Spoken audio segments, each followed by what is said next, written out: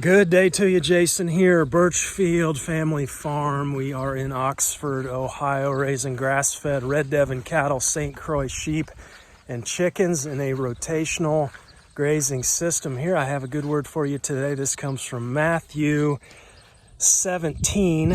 When Peter came into the house, Jesus was the first to speak. "What do you think, Simon?" he asked. "From whom do the kings of the earth collect duty and taxes? From their own sons or from others?" "From others," Peter answered. "Then the sons are exempt," Jesus said to him. "But so that we may not offend them, go to the lake and throw out your line. Take the first fish you catch, open its mouth, and you will find a 4-drachma coin. Take it and give it to them for my tax and yours." Obviously, there's a corruption here that's happening with the system of taxation, and it's no different today. I mean, we've seen that all throughout history, the corruption and the thievery, especially in taxation, and just people being taken advantage of, mostly the peasant folks. That's the way it is. But don't miss the point here. And I think that the point here to what Jesus is trying to illustrate, I mean, it is a ridiculous way that he pays the bill here, and of course he provides, but I don't even think that's really the point of what he's trying to say. I think the point is this: it's the reward of the righteous, and the reward of the righteous is this: it's knowing him. That Peter gets to know and experience Jesus. He gets to know him as provider, know that he provides, and he gets to know the heart of Jesus himself and to follow him, and that is the true reward. I mean, but it's in line with John 8, where Jesus says, "If you obey my teachings, then you are really my disciples, and then you will know the truth, and the truth will make you free." Isn't that the point here? It's knowing him and being truly free. Okay, we have a miserably hot one here on the farm today. We are sitting about low to mid 80s, but man, it is, I'm gonna guess 85% humidity here. It's been like the rainforest. Rain every day. For the month of July, we had 9.97 inches of rain here. We usually get, on an average year, between 3 and 4 for the month of July. So way over on precipitation here. We just did a move into paddock 1, and I actually waited today to move them back just because, and I don't think I've ever dealt with this in July and August before, but just because some of that pugging, right? That's like a February, March, maybe April issue is pugging, when you're feeding hay, and just definitely have never had to really think about that in the month of July and August here. And we've had, I think we've had some rain here in August already. So about every evening we get a storm that rolls through and cools things off, and then we heat up and start the whole thing again the next day. So definitely not going to complain about the rain, but there is a point where we can have too much. Wanted to talk today about the change in seasons and grazing productivity, and how do we continue to maximize our grazing productivity as we move through the seasons here. You got the month of May and June. The grass grows on average twice as fast here as it does in August and September. Now we're just barely to August here. We just did a cattle and sheep movement. We'll head out there and take a look at them, but we've gone now. So May and June we're in that. I'm sorry, April to June, April to May-ish. We're in that 18-day rotation. Okay, and then we hit this time of year, and you really should double it, right? If we're gonna double the amount of forage production in May and June, or I guess cut it in half going into August and September, then we need to be twice the rest period, right? And so we go from 18 days to 36 days. Now, we've had all of this moisture, and so we're continuing to grow here. So I did not go the full way out this time to that 36 days. But, when you're planning your rotation here and you're wanting to maximize grass growth, we've talked about this, it's all about the sigmoid curve of grass, right? And we're wanting to stay at the top of that and graze down. Now, there's all kinds of questions within that, how can we zoom into that? Can we really know for sure. It was interesting. I was talking to a university professor here a while back, and I was explaining to him what we do here with rotational grazing, and telling him there's the fluctuating precipitation here, which affects grass growth, but then you also have the fluctuating seasons, right? And we have usually a certain amount of livestock, that we're running live weight, and so that's an easy constant, that we can control. But these other factors, largely out of our control here. We just kind of have a general pattern to go off of. And it was interesting. This professor, I was asking him. I said, "Is there a way that we could develop a model that would tap into based off of what's being reported for precipitation and weather patterns and this and that? Can we develop a model for rotational grazing that would spit out exactly when I needed to move, right, to maximize grass growth?" And according to him, he said it can't be done. And I just thought that was fascinating, right? You have something as simple as grazing and rotational grazing, especially, that's been done for centuries. We have all of this technology, yet it's so advanced. There's so many variables that you can't have an AI system to generate what you need. Isn't that fascinating?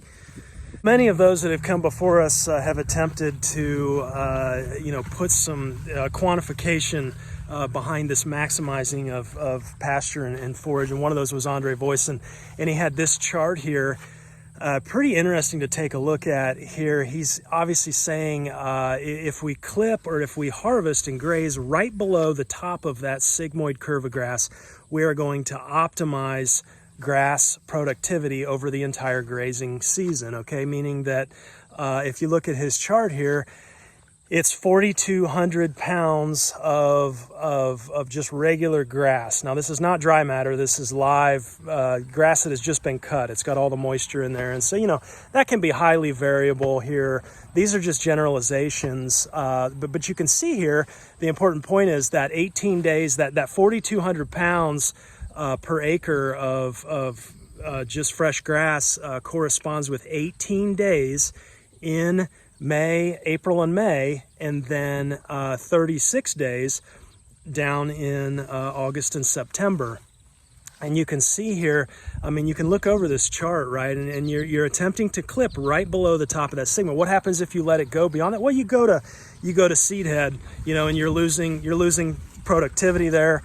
What happens if you overgraze and take it all the way down? Well, you're depleting all of your solar panels, your chlorophyll generating solar panels. You're taking those all the way down, and that grass has to pull reserves from the roots to regrow. And so, you really, as a grazer, you don't want to be letting it go too long, but you don't want to be overgrazing either. So somewhere in the middle.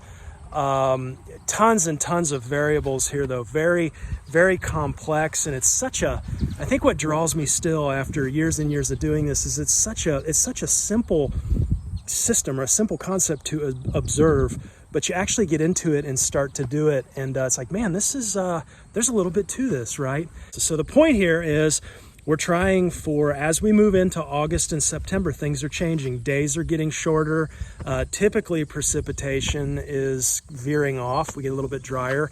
And so as we come through probably the rotation after this, we're going to be having to shoot for that 36 days. So the point is, as you plan your grazing systems, plan for ways to include 36 days of rest. That's if you're in my area, okay? I don't know what to tell you if you're out west, or you're going to have to develop your own systems there. But I think, the general principles still apply. Twice, in our area here, twice the rest in the fall as in the spring. When we first started out, of course, we had less animals, but I was doing 3-day rotations on each of these paddocks out here.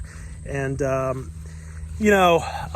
we since have come to just do daily rotations, which means, we needed to add more paddocks down through the woods.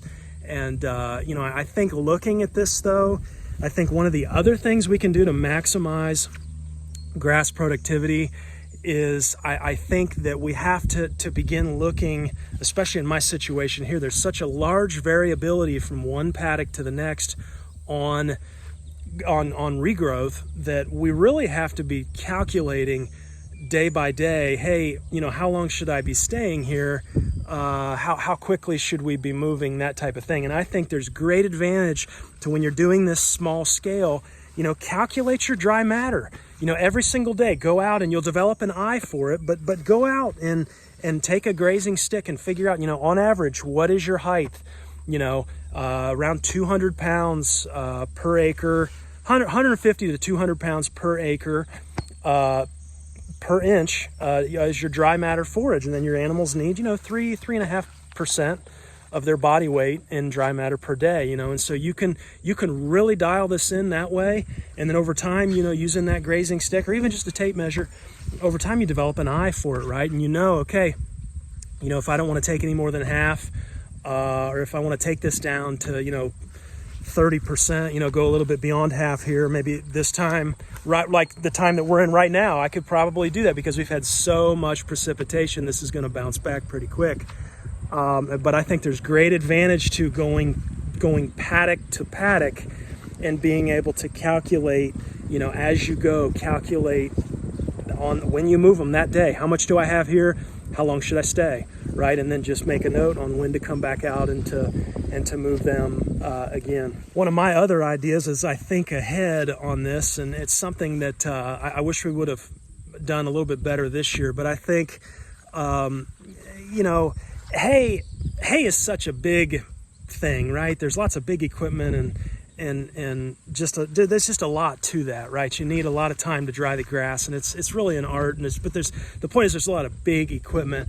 But I think going into next year, I think if we're going to try and do this on 5 acres, I think another way to maximize your not only your grass regrowth, but also the grass that you harvest is to be doing just that. In the months of May and June, come out here to a paddock that's several days ahead, and just a mower with a bagger, bag that stuff up and make grass silage or haylage, as we like to call it here. And we do make that. It's in blue barrels, but that's very, very advantageous in the wintertime because we can feed out hay, but then we can introduce some of that grass silage as well, and that's going to help bring your protein and moisture levels up when you've been feeding dry hay. You start to notice those manure pads stack up in the wintertime. Well, come out here in spring and be doing your cutting and putting away that grass in we do these big these blue containers. I think they're old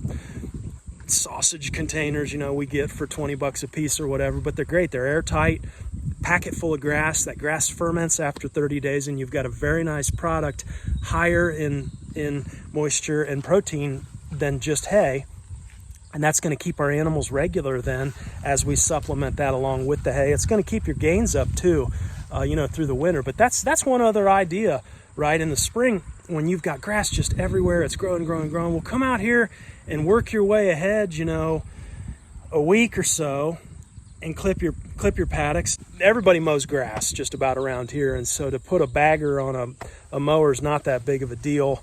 A rider, would definitely go a lot quicker than a push mower, but we've push mowed it. You can push mow it and put it in 5-gallon buckets.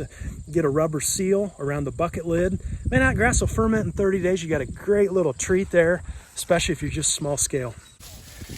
Okay, just coming in here to paddock 1, taking a look at this. Definitely thicker in some areas than others. Up here around the trees, does pretty well. This little grove of locust. But we got some good stuff here. 30 days of rest on the money. You can see we've got quite an outbreak here of ironweed in paddock 1. Kind of interesting. This is the only place that we see this. And this, I would classify paddock 1 as our poorest performing paddock. You can see we get down in here kind of on the slope, and we just don't hold moisture as well. But I'll tell you, look at this. This is where we ran those chickens early on in the season, right down through here. Man, we got some good stuff down here. So I am definitely a believer in, running, and I'm out of breath, running those guys across the pasture. Running either layers or broilers. It's going to give you that in a tractor if you can. or in netting and leaving them there for a time. That's going to give you that impact, that chicken impact. There's really something to that. So it's kind of the threefold deal here, right? You got the cattle, you got the sheep, and then you got the chicken impact, and can really improve a piece of ground here. We got, man, nice stand of red clover. They'll eat that stuff like candy. I don't know, you know, if we had our stocking rate a little tighter, they would trample that ironweed, if not eat it. I was just talking to somebody the other day, a good friend. He was looking at a local farm here, and it was full, absolutely full of this ironweed. And we were kind of talking about, you know, what could the approach be? And I think you could kind of take a two-pronged approach. You know, if you had enough animals and you had a way to tighten them down, I think you could graze it, you know, more of that. That's where I would do more of a mob graze kind of situation, where you're trampling about as much as you're eating, moving them quick. A lot of labor though to that. And so second option, I would say, I put a flail mower on it and just absolutely eat it up. Just grind it, and you're gonna mulch it back and allow the grass and the good species to really outcompete that stuff. I don't know. I don't think my sheep will touch this, but we'll take a look a bit later. So what we're doing here this time of the year here, we have just weaned our lambs, the ewe lambs. We had weaned the ram lambs a little bit sooner, but you can see the mamas are a little bit on the thinner side, and they have put in their time and their work here. They've done an incredible job for us once again, raising out all the lambs on all grass. But you know, it's time to give them a break. We've got to get them back in excellent body condition before mid-November when we breed. And so this time of year, they get a little on the thinner side, again putting almost all that energy into milk production. And so we got to bring them back. So we're running them with the cattle here on our best stuff. We'll run them through the rotation, and we've got the ewe lambs pulled off. In addition to, you'll notice we're down a cattle beast as well. And we've got Hank the bull calf, I guess you'd call him. This will be the third time I think we've tried to wean him. We did once, and I didn't have as much time as I needed. I only kept him apart for 2 weeks. That didn't take. We tried the wean rings the second time, and got about a week and a half before that wean ring fell out. I think if you're gonna do wean rings on cattle, I think your best bet, and somebody was saying this here on the channel, your best bet is to get one of the rings that pierces the nose, you know, if you're gonna do that. I don't wanna do that. I'm not interested in that because of all the tetanus. And anytime you open up a wound on an animal, especially with being in the nose there, having that nose down in the dirt, I'm just, no thanks. We don't vaccinate or any of that horse crap. I'm not getting into all that. These animals got to survive on their own, or they're not a fit out here. And so, but you know, that being said, we don't have to make puncture wounds on animals, and I won't do it if I don't have to. And in that case, you know, I think it's just a better fit to pull him off. And we know now that we need about 3 weeks to keep him separated out. So third time's a charm here, hopefully. Learn from our mistakes. Wanted to show this field here. Look at this. I mean, you can see all the blue flowers here. That's obviously chicory. That's going to be great for our sheep, natural anthelmintic. We've talked about that, but look at all the other stuff. So it's been, gosh, it's going to be 30 days when we get over here. So what's that mean? It's been about 28 days. I think we actually, though, after it was grazed, we waited a bit. So it has not been, it's been maybe 3 weeks here since we sowed this cover crop. I mean, look at it coming up. The beans, the sorghum. Look at that. Look at that sorghum already. And, you know, you can just see it coming up all over. And, you know, that's gonna give us a real boost here this time of the year. You know, coming into mid-August here to have something like this to graze. Now, we've had the rain too, but you know, beans and purple top turnips and brassicas and sorghum. And I mean, this is, again, if you don't have more acreage, you can't go out sew you some covers and go up. And I don't want to hear it about, oh, you know, well, you have to pay for cover crop seed and that doesn't make sense. Well, it does make sense if you have to feed hay.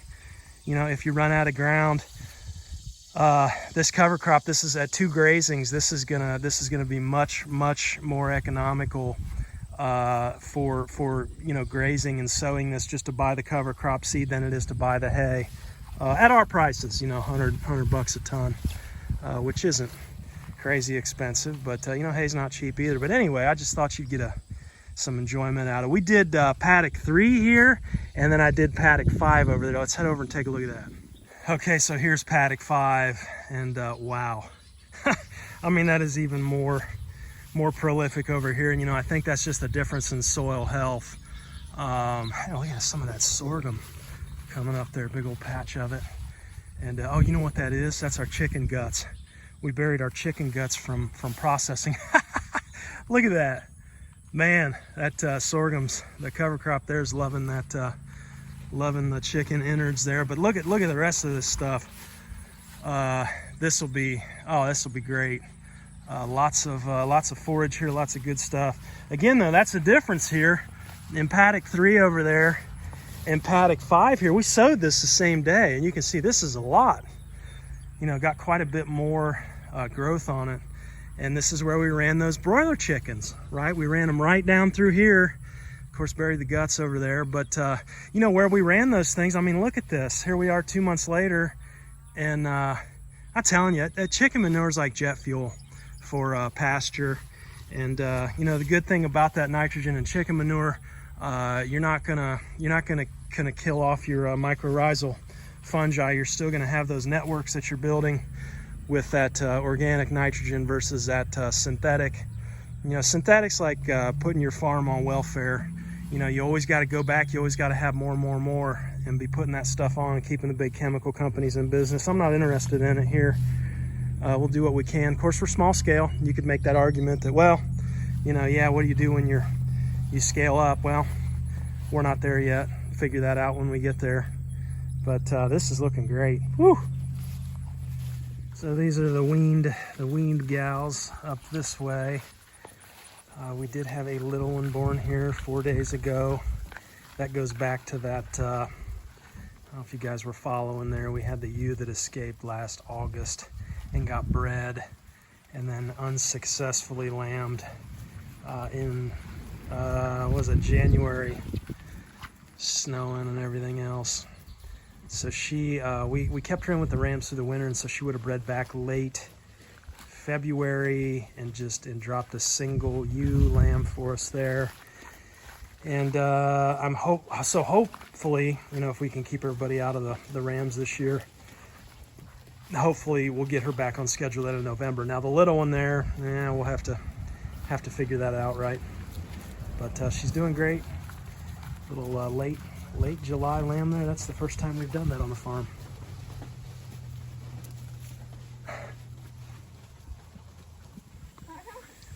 Good golly, look at this. The peach tree out front. We've got so many peaches on this thing. We got branches breaking. Yeah. Look at that branch got weighted down. I suppose I should have propped that up. Man, look at these. This is I know this probably is not very impressive to you folks down south, but man, getting peaches like this up here in Ohio, this is phenomenal. First time we've had them like this. It's possible, but a little bit more rare up this way just because of the cold winters. You trying them? Yeah. How is it? Good. Really? Crunchy. Yeah? Good. Crunchy. Needs another day maybe to ripen? Yeah. Yeah? Wow. No spray, no nothing. They just grow. Okay, Mama digging up some potatoes here. What do you got, Mama? Got Big Bertha right here. Oh, look at that. You know where this grew? Where? This grew in the pile of chicken guts from butchering. You know what? We had some cover crop over here. I was Here's just I was looking at that. One, but that grew in the same little The chicken guts. So we bury our chicken innards, and then here's what grows out of that. That is huge. Wow, that's great. Hey, thanks for hanging with me today. Be blessed wherever you are, and we will talk to you next time. Take care.